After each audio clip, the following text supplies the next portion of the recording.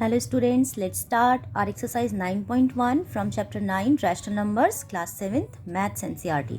So in this question we have total 4 parts, and what we have to do, we have to find out 5 rational numbers between these given numbers. Okay, so let's start. The first part is find out 5 rational numbers between -1 and 0. सो यहाँ पर आप ध्यान दो, -1 and 0. First of all students क्या सोचते हैं कि 0 तो कोई फ्रैक्शनल नंबर है ही नहीं, तो फिर इसका हम लोग रैशनल नंबर कैसे फाइंड आउट करेंगे इसके बीच में और -1 के, है ना. तो हमें क्या करना है, आप सभी को पता होगा, आप लोगों को अर्लियर क्लासेस से ही ये बताया जा रहा है कि जिस भी नंबर के साथ कुछ नहीं दिखता है उसके साथ हमेशा डिनोमिनेटर में क्या होता है, 1 हिडन होता है. क्यों? क्योंकि 1 से जब हम किसी भी नंबर को, किसी भी होल नंबर को जब हम 1 से डिवाइड करते हैं तो वो नंबर इटसेल्फ ही रिजल्ट में आता है. तो यानी कि -1/1 को आप जब सॉल्व करोगे तो -1 ही आएगा, और 0/1 को जब आप सॉल्व करोगे तो 0 ही आएगा. तो फर्स्ट डाउट इज क्लियर कि कैसे हम लोग इसको फ्रैक्शनल फॉर्म में चेंज करें. अब हमें क्या करना है, हमें 5 रैशनल नंबर्स निकालने हैं, यानी कि हमें इनको इक्विवेलेंट बनाना है, क्योंकि इनके बीच में तो 5 रैशनल नंबर्स नहीं हैं. अब इक्विवेलेंट बनाने के लिए हम लोग क्या करेंगे, हम लोग कोई ऐसा नंबर चूज करेंगे कि इक्विवेलेंट तो बन ही जाए और उनके बीच में 5 रैशनल नंबर्स भी हमें मिल जाए. बेसिकली हमें क्या करना है, अपने नंबर लाइन को जूम करना है. ये हमारा नंबर लाइन है, यहाँ पर 0 है और यहाँ पर +1 है, इधर में -1 है, इधर में -2 है, एंड सो ऑन. तो इसके बीच में आपसे 5 रैशनल नंबर्स पूछा है, तो अगर आप इसको जूम करोगे तो आपको पता चलेगा कि इसके बीच में तो बहुत सारे नंबर्स हैं, राइट. तो चलो हम इसको इक्विवेलेंट करते हैं. तो एक सिंपल सा लॉजिक है, 5 रैशनल नंबर्स निकालने हैं तो हम 5 से एक नंबर बड़ा ले लेते हैं, यानी कि 6 से मल्टीप्लाई करके चेक करते हैं. सो -1/1 में हम लोग 6, आपको पता है ना, इक्विवेलेंट करने के लिए हमें न्यूमरेटर और डिनोमिनेटर दोनों में सेम डिजिट से मल्टीप्लाई करना होता है, तभी वो इक्विवेलेंट बनता है, राइट. इक्वल फ्रैक्शंस बनते हैं, और इसमें भी हम लोग सिमिलर वही काम करेंगे, ठीक है. अच्छा, सेकंड मोस्ट इंपॉर्टेंट थिंग क्या है कि डिनोमिनेटर हमें इक्वल करना होता है. जब भी हमें बिटवीन के कोई भी rational irrational number find out करने होते हैं तो हमें डिनोमिनेटर को इक्वल करना होता है. तो ये क्या हो जाएगा, -1 × 6 हो जाएगा, -6 अपॉन में 1 × 6 हो गया 6, ठीक है. 0 × 6 0 अपॉन में 1 × 6 6. अब आप ध्यान से देखो, 0 के बाद से लेकर के -6 के बीच में क्या 5 रैशनल नंबर्स आ जाएंगे, बिल्कुल आ जाएंगे. अच्छा स्टूडेंट्स, एक चीज़ और मैं आप लोगों को बता दूं, आप लोग ध्यान रखना इसका. वो एक चीज़ ये है कि आप चाहें तो 6 की जगह कोई भी दूसरा नंबर भी ले सकते हैं. ज़रूरी नहीं है कि एग्जैक्टली 5 का गैप चेक करके ही हमें रैशनल नंबर्स को फाइंड आउट करना है या इन दोनों को इक्विवेलेंट करना है, ऐसा मैंडेटरी नहीं है. जैसे सिंपल एक एग्जांपल मैं दे दूं कि 1 और 50 के बीच में आप कोई 5 नंबर्स बताओ, तो आप कोई भी नंबर बता सकते हो, 11 12 15 17 25, कुछ भी, राइट. आ तो सारे बीच में ही रहे हैं. वैसे ही आप यहाँ पर टेंशन ना लो, आप यहाँ पर किसी भी नंबर से, आप इससे बिगर नंबर, मतलब 6 तो स्मॉलर नंबर हो गया, क्योंकि 6 से कम से अगर आप इक्विवेलेंट करोगे तो 5 नंबर्स नहीं आएंगे, बट 6 से बिगर 7 से लेकर के 8 9 10 100 किसी भी नंबर से आप इक्विवेलेंट कर सकते हो, और उनके बीच के कोई भी 5 रैशनल नंबर्स आप लिख सकते हो. तो चलो हम स्टार्ट करते हैं फिलहाल इसको. -1/6, -2/6, -3/6, -4/6, एंड इन द लास्ट -5/6.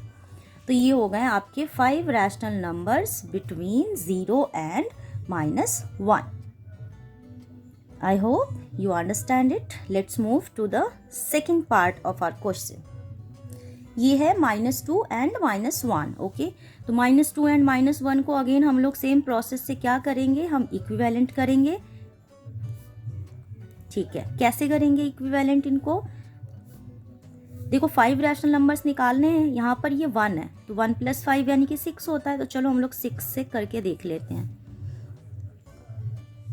ठीक है.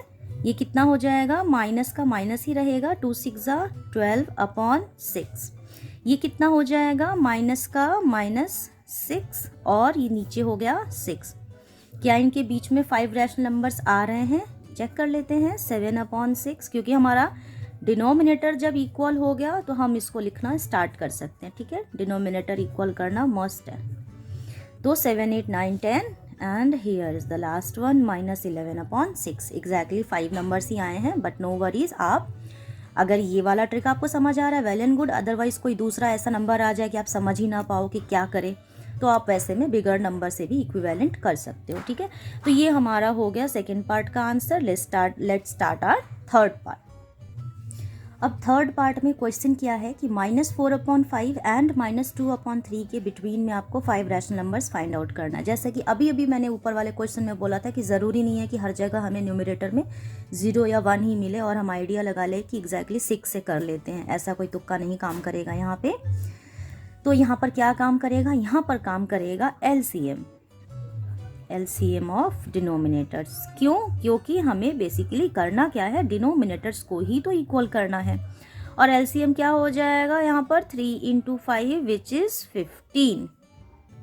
तो यहाँ पर जब हम करेंगे -4/5 और ये है -2/3, हमें क्या करना है, हमें इसमें ऐसे नंबर से मल्टीप्लाई करना है कि डिनोमिनेटर जो है वो 15 आ जाए, ठीक है। तो हम क्या करेंगे, किससे मल्टीप्लाई करेंगे, गेस करो आप लोग। देखो 3 से करेंगे तो 3 5 ज़ा 15, तो ऊपर भी 3 से होगा, ये हो गया -12।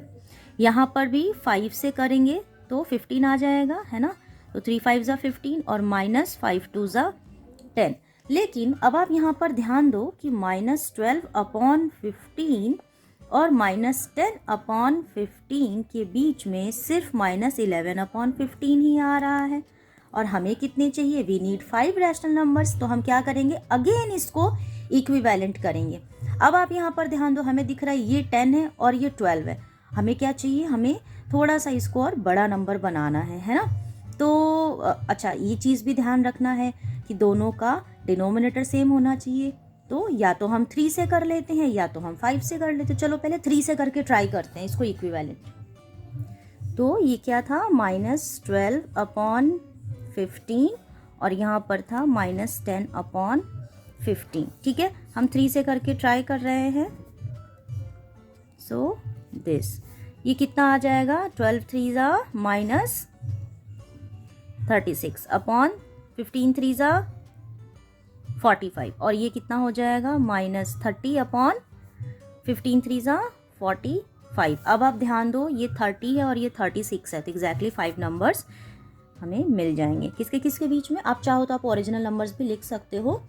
लाइक हम किसका निकाल रहे थे, -4/5 एंड यहाँ पर आप -4/5 भी लिख सकते हो और यहाँ पर -2/3 लिख सकते हो, ठीक है, क्योंकि हमने इन्हीं को इक्विवेलेंट बनाया है। तो एक तो ये है और एक ये है। अब इनके बीच के 5 रैशनल नंबर्स, तो चलो -31/45 -32/45 -33/45 -34/45 and in the last -35/45। Okay, ये 31 है। तो स्टूडेंट्स आप लोग ध्यान रखना, ज़रूरी नहीं है आप यहाँ पर -4/5 ही लिखो, आप -36/45 भी लिख सकते हो। दोनों ही वेज में ये करेक्ट है। सो यहाँ पर हमारा थर्ड पार्ट सॉल्व हो गया, ठीक है। आप लोग ऐसे ही स्टेप वाइज करोगे तो कभी भी आपके ये प्रॉब्लम्स गलत नहीं होंगे, ठीक है। नाउ इन द लास्ट हमारा क्या है, फोर्थ पार्ट। क्वेश्चन क्या है, -1/2 एंड 2/3। अब इस क्वेश्चन में बच्चों को क्या टेंशन हो जाती है कि एक तरफ में तो नेगेटिव रैशनल नंबर है और एक तरफ में पॉजिटिव रैशनल नंबर है, यानी कि ये कुछ इस तरह से। यहाँ पर तो 0 है, बट इधर में हम मान लेते हैं कि -1 है और इधर में 1 है, ठीक है। अब इन्हीं के बीच में ये नंबर्स कहीं लाई कर रहे हैं, राइट। तो ये 2/3 किधर है, ये 2/3 है पॉजिटिव साइड में और ये -1/2 है नेगेटिव साइड में, और हमें इनके बीच में 5 रैशनल नंबर्स निकालने हैं। तो आप देख रहे हो कि कुछ पॉजिटिव होंगे और कुछ नेगेटिव होंगे, राइट। तो चलो हम लोग सिंपली पहले एक काम करते हैं, एलसीएम निकाल लेते हैं। So LCM is equals to क्या हो जाएगा डिनोमिनेटर का 3 into two is equal to 6 हो जाएगा। और फिर -1/2 में हम ऐसे किस नंबर से मल्टीप्लाई करें कि ये 6 आ जाए डिनोमिनेटर में, तो हम किससे करेंगे 3 से करेंगे। तो ये कितना हो जाएगा -3/6। और नेक्स्ट वन इज 2/3 में हम किससे मल्टीप्लाई करें 2 से करेंगे, तो ये आ जाएगा 2 2 ज़ा 4 और अपॉन में 3 2 ज़ा 6। तो हमारे पास जो दो नंबर है वो क्या है -3/6 है और इधर में 4/6 है। ठीक है, अब आप ध्यान दो 4/6 से पहले क्या आया होगा 3/6, 2/6, राइट, ऐसे आया होगा ना 4/6, फिर 2/6, फिर 1/6, फिर आया होगा 0, फिर आया होगा -1/6 और -2/6। क्या ये 6 नंबर्स हैं, सॉरी क्या ये 5 नंबर्स हैं, 1 2 3 4 5, ये 6 हैं और हमें कितने चाहिए, हमें चाहिए ओनली 5। तो हम इसी में से कोई भी 5 रैशनल नंबर्स को लिख लेंगे। तो यहाँ पर मैं -1/2 लिख देती हूँ और यहाँ पर मैं लिख देती हूँ 2/3 और इनके बीच के 5 रैशनल नंबर्स कुछ भी लिख दो, -2/6, फिर -1/6, फिर 0, फिर 1/6 और फिर 2/6। तो ये हो गए आपके वो 5 नंबर्स -1/2 और 2/3 के बीच में। ये हो गया हमारा answer for the last part of question number 1। अब हम लोग नेक्स्ट वीडियो में क्वेश्चन नंबर 2 कर लेते हैं।